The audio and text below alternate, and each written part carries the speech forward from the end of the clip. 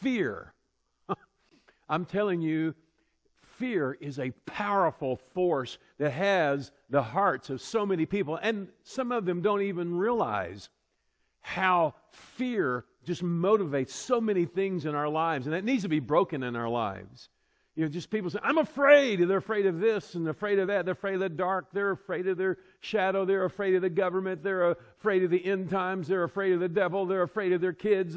It goes on and on and on. The things that people can be afraid of the future. What's going to happen? What's going to happen when they get old? What's going to happen to the children? And they're motivated by fear. A lot of the advertising that's just all around us is motivated by fear, that you better have some of this, you better get some of this, or you're gonna be left out, or if you don't have this, your life won't go well, you won't feel good. And it goes on and on and on. And fear is an old spirit. There's no doubt about that, because dating all the way to the Garden of Eden, after Adam and Eve sinned, the Bible says that God was looking for Adam and Eve, and when He was calling out to them and He found them, Adam's response was this. He said unto God, I heard your voice in the garden. I was afraid because I was naked.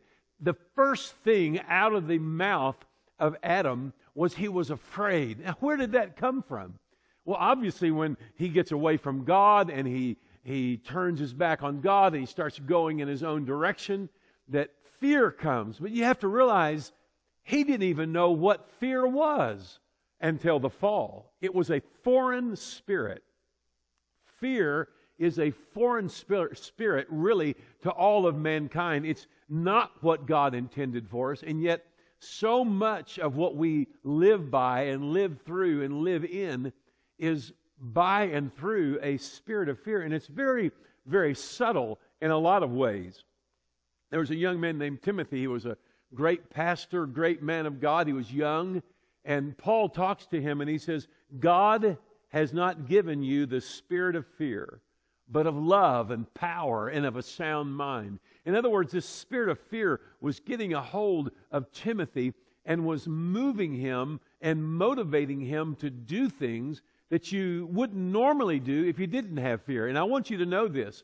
If you're operating in fear, you will think things, you will believe things, you will hear things that may not even exist. One person put it this way as an acronym: fear, false evidence appearing real. And that's exactly right. And I want to see the spirit of fear broken in your life this week as we address this subject. I'll be back tomorrow. See you then.